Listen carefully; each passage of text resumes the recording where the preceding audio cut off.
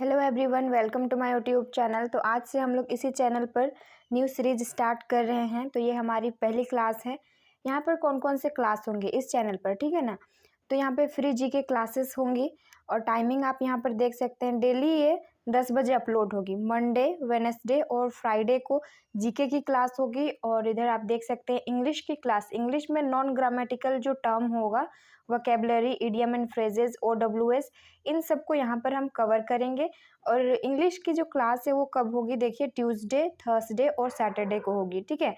यानी कि आप यहाँ पर देखिए जीके की क्लास जो है MWF में होगी और इंग्लिश की क्लास जो है TTS में होगी। ये आपको याद रखना है, ध्यान रखना है। और आप लोग टाइमिंग इसको ध्यान रखिएगा। डेली 10 बजे क्लास अपलोड होगी। और आप अगर इस चैनल पर नए हैं तो अपना नोटबुक्स जो यूट्यूब चैनल है इसको आप सब्सक्राइब कर सकते हैं। और क्लास के एंड में आपको अगर कंटेंट अच्छा लगेगा तो लाइक कर देना, कमेंट कर देना और शेयर कर देना। आज की जो हमारी फर्स्ट क्लास है वो जीके की क्लास होगी। यहाँ पर आज पहली क्लास है इसलिए अधिक क्वेश्चंस मैं नहीं लाई हूँ। 10 क्वेश्चंस हैं और 10 में से आपके कितने क्वेश्चंस के मतलब कितने क्वेश्चंस आपके तैयार हो जाएंगे वो आप इसी क्लास में जानेंगे, ठीक है। 10 क्वेश्चन है, इसका मतलब ये नहीं कि 10 ही पढ़ लिए, ऐसे नहीं है। उसके रिलेटेड जो है यहाँ पर 20 to 25 क्वेश्चन से अधिक कवर होने वाले हैं। तो चलिए फिर देख लीजिएगा और लास्ट में एक लाइक कर देना जिससे मुझे मोटिवेट फील हो और अगला जो क्लास होगा उसमें मैं और भी अच्छे से तैयार करके आपको प्रोवाइड करूं, ठीक है ना। तो चलिए स्टार्ट कर लेते हैं क्लास को। पहला प्रश्न है हमारा, देखिए, पंडित शिव कुमार शर्मा कौन सा वाद्य यंत्र बजाते हैं। वाद्य यंत्र जो है इम्पोर्टेंट है, तो कौन सा वाद्य यंत्र बजाते हैं। तो इसका जो पंडित शिव कुमार शर्मा है ये संतूर बजाते हैं। और संतूर वादक और एक हैं जो भजन सपोरी है, आपको यहाँ पर दिख जाएगा, ठीक है, भजन सपोरी। और तबला वादक जो ऑप्शन में है ना, इसको भी हम लोग करते जाएंगे कि तबला वादक कौन है। यहाँ पर जब तबला का बात हुई है, ये भी वाद्य यंत्र है, तो कौन है। तो इसका करेक्ट आंसर होगा जो इसका तबला वादक कौन है, तो ये जाकिर हुसैन है और अल्लाह रखा खां भी है। तो ऐसे बहुत सारे हैं। तो अगला जो क्लास आएगा उसमें रिपीट होते जाएगा तो आपका रिवीजन हो जाएगा आराम से। और बांसुरी वादक कौन है, यहाँ पर हरि प्रसाद चौरासिया है बांसुरी वादक। और सरोद वादक कौन है, ऑप्शन है तो इससे भी रिलेटेड देख लेते हैं। सरोद वादक जो है अमजद अली खान, अयान अली खान, अमान अली खान, ये सब सरोद वादक हैं। ओके, तो ये क्वेश्चन यहाँ से आपको कितना क्वेश्चन तैयार हो गया। देखिए संतूर वादक तो हम लोग पढ़ ही लिए, ठीक है। यहाँ पे शिव कुमार शर्मा, अगर यहीं पर पूछता कि भजन सोपोरी जो हैं कौन सा वाद्य यंत्र बजाते हैं तो वो हो जाएगा संतूर। और तबला कौन बजाते हैं तो उसका नाम आपको अभी जस्ट में बताई, जाकिर हुसैन, अल्लाह रखा खां, ये सब हैं। ओके, तो ये हो गया फर्स्ट क्वेश्चन। तो इसी तरह से कवर करते हुए हम लोग चलेंगे कि मतलब जैसे मैं यहाँ पर बता रही हूँ, पंडित शिव कुमार शर्मा कौन सा वाद्य यंत्र बजाते हैं, संतूर। संतूर करके हम लोग पार नहीं हो जाएंगे, ये जो ऑप्शंस हैं ना इसको भी हम लोग यहाँ पर कवर करेंगे। तो एक क्वेश्चन से आपका कितना क्वेश्चन यहाँ पर कवर हो गया बताइए, 4 से 5। ओके, नेक्स्ट क्वेश्चन है सेकंड नंबर, निम्नलिखित में से किस ओलंपिक में फील्ड हॉकी को पहली बार एक खेल के रूप में शामिल किया गया था। देखिए फील्ड हॉकी की यहाँ पर बात हुई है। तो हॉकी जो है ना ये कितने प्रकार के होते हैं, ठीक है। हॉकी 2 प्रकार के होते हैं, ठीक है। एक फील्ड हॉकी होगा और एक आइस हॉकी होता है। तो इस प्रश्न का जो करेक्ट आंसर हो जाएगा, उत्तर होगा, वो कौन सा होगा, ऑप्शन बी होगा, 1908 होगा, ठीक है। तो अब हॉकी की बात हुई है तो इससे रिलेटेड कुछ बातों को हम लोग यहाँ पर जान लेते हैं। मतलब बहुत से ऐसे स्टूडेंट हैं जो कंफ्यूज रहते हैं कि हॉकी जो है इंडिया का नेशनल स्पोर्ट है या नहीं है। तो ये इंडिया का जो नेशनल स्पोर्ट नहीं है, ऑफिशियली इसको डिक्लेयर्ड नहीं किया गया है। तो ये हॉकी कहाँ का नेशनल स्पोर्ट हो सकता है, तो ये पाकिस्तान का नेशनल स्पोर्ट है। आपको यहाँ पर मैं दिखा दूंगी, ठीक है। आप जो देख रहे हैं ये पाकिस्तान का नेशनल स्पोर्ट है। और आइस हॉकी जो है ये कनाडा का नेशनल गेम है। उसके बाद हम लोग अभी देख लेते हैं कि जो इंडिया के पड़ोसी जो देश हैं उसके नेशनल स्पोर्ट्स या फिर गेम कौन कौन से हैं, इसको देख लेते हैं। जैसे कि चाइना आता है, तो चाइना का नेशनल गेम कौन सा है? टेबल टेनिस है। ऑस्ट्रेलिया का जो नेशनल स्पोर्ट आप या फिर नेशनल गेम कह सकते हैं, ये कौन सा है? क्रिकेट है। बांग्लादेश का जो नेशनल स्पोर्ट है वो क्या है? कबड्डी है। और भूटान का क्या है? आर्चरी है। तो देखिए एक क्वेश्चन से, जैसे यहाँ पे हॉकी की बात की गई है, तो इससे हम लोग कितने क्वेश्चंस को यहाँ पर कवर किए, उस चीज़ को भी देखना है। आप कभी भी पढ़े ना, डेप्थ में नहीं पढ़ेंगे, ठीक है? डेप्थ में नहीं पढ़ना है, विड्थ इसका कवर करना है, उससे आसपास कितने क्वेश्चंस बन सकते हैं इसको कवर करना है। तो सेकेंड नंबर क्वेश्चन हो गया। तो इसी तरह से हम लोग आगे भी कंटिन्यू करेंगे इस सेशन को। तो आप अगर नए हैं तो चैनल को सब्सक्राइब कर लेना और अपने फ्रेंड्स को भी शेयर कर देना, ठीक है? और लाइक कर देना और एक कमेंट कर देना। नेक्स्ट है थर्ड नंबर क्वेश्चन। 2011 के अनुसार सबसे कम जनसंख्या वाला राज्य कौन सा है? सबसे कम लीस्ट पॉपुलेशन वाला जो स्टेट है वो कौन सा है? तो इसका करेक्ट आंसर हो जाएगा सिक्किम होगा, ठीक है? सबसे कम जनसंख्या वाला राज्य है। और सबसे अधिक जनसंख्या वाला राज्य कौन सा होगा? तो ये यूपी उत्तर प्रदेश होगा। और इसके आसपास क्या क्वेश्चन बन सकता है यहाँ पर? अगर आपको घनत्व में सबसे अधिक जनसंख्या वाला राज्य पूछा जाए, डेंसिटी में सबसे अधिक, तो वो कौन सा होगा? बिहार होगा। और लोवेस्ट डेंसिटी, देखो बिहार जो है ना ये हाईएस्ट डेंसिटी पॉपुलेशन वाला स्टेट है, और लोएस्ट डेंसिटी जो है वो अरुणाचल प्रदेश में है। तो एक क्वेश्चन से हम लोग इतने सारे क्वेश्चंस को कवर कर लिए। ऐसे ही हम लोग आगे पढ़ेंगे। नेक्स्ट है 4 नंबर, दूध सागर जलप्रपात किस नदी पर स्थित है? ये इंपॉर्टेंट क्वेश्चन है, दूध सागर जलप्रपात। और ये जितने भी क्वेश्चन अभी तक हम लोगों ने किए ना, ये प्रीवियस ईयर क्वेश्चन है। एसएससी के जितने भी एग्जाम्स होते हैं, MTS, CGL, CHSL, GD, steno, ये सब में जो ये क्वेश्चंस है ना रिपीटेड क्वेश्चन है, इसलिए मैं यहाँ पर करा रही हूँ। और ये स्लाइड में खुद से बनाती हूँ और प्रीवियस ईयर क्वेश्चंस को ही ली हूँ। तो यहाँ पर दूध सागर जलप्रपात कौन सी नदी पर स्थित है? तो इसका करेक्ट आंसर होगा ऑप्शन सी जो है, ये मांडवी जो नदी है इस पर दूध सागर जलप्रपात स्थित है। और ये नदी कहाँ पर है? तो ये गोवा में पड़ता है, ठीक है? इसको आप नोट डाउन कर लेना। और जब भी आप पढ़ रहे हो ना, तो आप एक नोटबुक ले करके पढ़ना, ताकि जो मैं एक्स्ट्रा फैक्ट बताऊंगी उसको आप उस पर नोट डाउन कर लो। और बाद में दिन में एक बार, जैसे अभी अगर 10 बजे 11 बजे आप पढ़ रहे हैं, तो दिन में शाम के टाइम में या फिर आप सोने से पहले एक बार ज़रूर से इसको देख लेना, अपने नज़रों के सामने से गुजार लेना, ठीक है? और ऑप्शंस को देख लेते हैं। चंबल नदी है, चंबल नदी पर कौन सा जलप्रपात है, इसको हम लोग देखेंगे। तो ये चूलिया, जो चूलिया वाटरफॉल है, जलप्रपात को क्या वाटरफॉल कहते हैं? तो चूलिया यहाँ पर आप लिख लेना, ठीक है? चूलिया जलप्रपात है।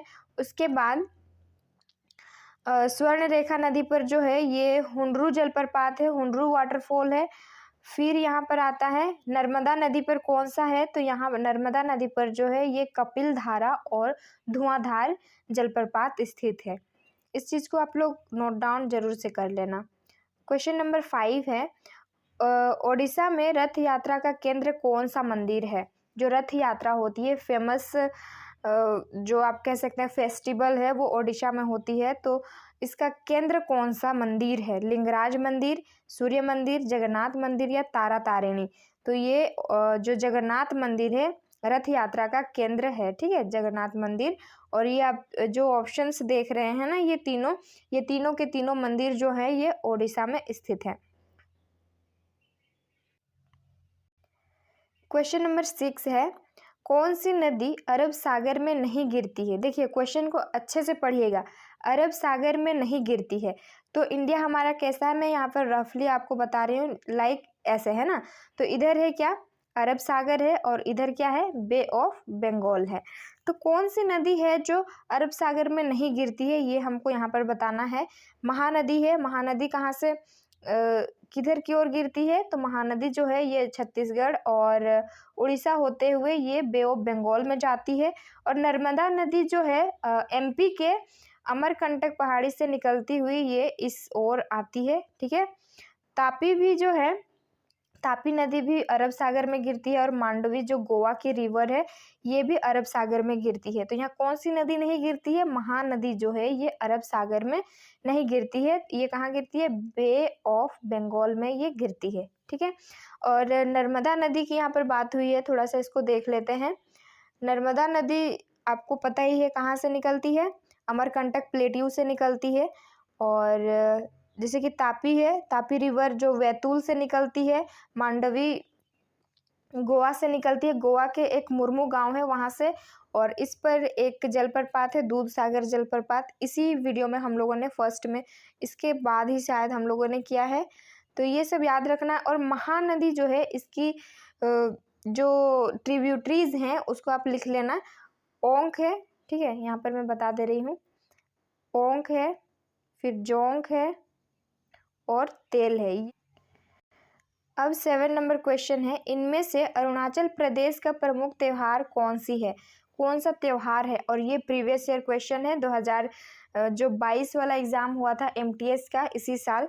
तो ये अरुणाचल प्रदेश का प्रमुख त्यौहार पूछा गया था, तो वो कौन सा है? तो ऑप्शंस को देख लेते हैं। फ्लेमिंगो कहाँ का है, ठीक है। तो ये फ्लेमिंगो जो त्यौहार है ये आंध्र प्रदेश में मनाया जाता है। बिहुला ये बिहार में मनाया जाता है। बिहू जो है ये असम में, और सोलुंग जो है अरुणाचल प्रदेश में। तो हमारा जो यहाँ पर आंसर होगा वो क्या होगा? ऑप्शन डी वाला जो होगा, सोलुंग, ये अरुणाचल प्रदेश में मनाया जाता है। इससे रिलेटेड और देख लेते हैं। ऐसा थोड़ी ना है कि बस सोलुंग त्यौहार ही मतलब अरुणाचल प्रदेश में मनाया जाता है, और भी यहाँ के लोकल जो फेस्टिवल हैं वो होंगे। तो जैसे कि यहाँ पर लोसर आप याद कर लेना, ठीक है, लिख लेना यहाँ। लोसर, मोपिन, सांगकेन ये जो हैं अरुणाचल प्रदेश के त्यौहार हैं। और यहाँ जो आप देख रहे हैं फ्लेमिंगो कहाँ का है? ये आंध्र प्रदेश का है। और इसी में कल्याणोत्सवम भी मनाया जाता है। येलेम्मा दुर्गम्मा ये त्यौहार भी यहाँ पर मनाया जाता है आंध्र प्रदेश में। फिर आता है बिहुला जो है बिहार, यहाँ पर जितिया, छठ पूजा, कर्मा पूजा होता है। और असम जो कि बिहू का त्यौहार जो है असम में मनाया जाता है। इसका और एक बैखो जो है यहाँ का फेमस त्यौहार है। ऐसे ही हम लोग कवर करते हुए चलेंगे। और क्वेश्चन नंबर 8 है, इनमें से कौन सा दर्रा हिमाचल प्रदेश में है? देखिए दर्रा भी इम्पोर्टेंट है। कौन सा दर्रा यानी कि पास जिसको बोलते हैं वो हिमाचल प्रदेश में स्थित है? ऑप्शंस को देख लेते हैं कौन सा कहाँ पर है। ये सब दर्रे ही हैं। शिपकिला दर्रा कहाँ पर स्थित है? तो इसका करेक्ट आंसर होगा यहाँ पर शिपकिला दर्रा जो है हिमाचल प्रदेश में है।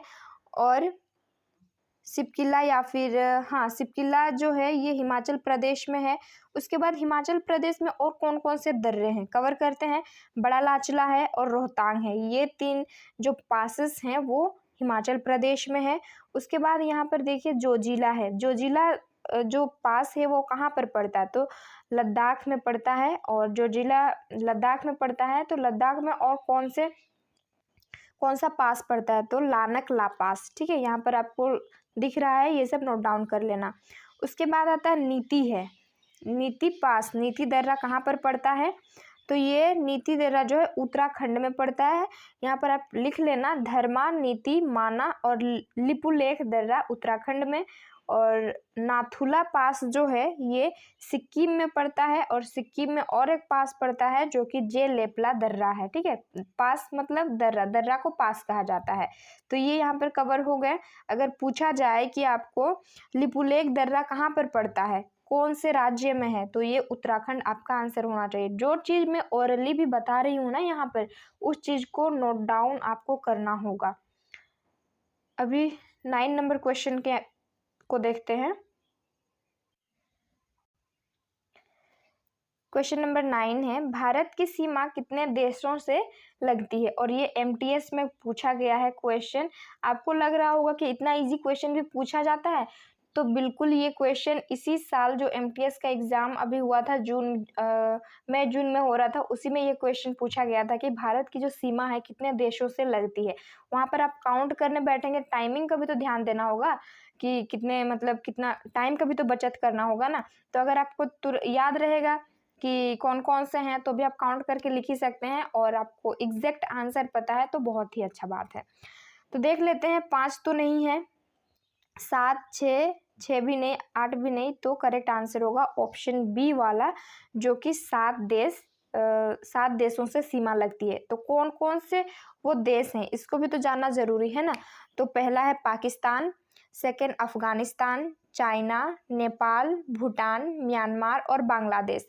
बांग्लादेश से भारत की सीमा सबसे अधिक लगती है, और वो कितनी लगती है, 4096। ठीक है, आप कैसे याद रखेंगे इस चीज़ को मैं यहाँ पर बता दे रही हूँ। ओके, 4096 ये किलोमीटर है, इतनी किलोमीटर जो है ये सीमा बांग्लादेश, भारत की सीमा जो है बांग्लादेश से लगती है।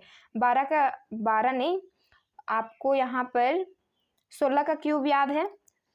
किसी भी कॉम्पिटिटिव एग्जाम की प्रिपरेशन कर रहे तो आपको स्क्वायर एंड क्यूब तो याद ही होगा, है ना। तो 16 का क्यूब कितना होता है, 4096 होता है। तो भारत की सीमा जो है बांग्लादेश से कितनी लगती है, तो 4096 किलोमीटर। इसको आप याद रखेंगे। आई होप कि आपको अभी से याद रहेगा ये चीज़, आप नहीं भूल सकते हैं। और सबसे कम सीमा किससे लगती है ये चीज़ आपको कमेंट सेक्शन में बताना है।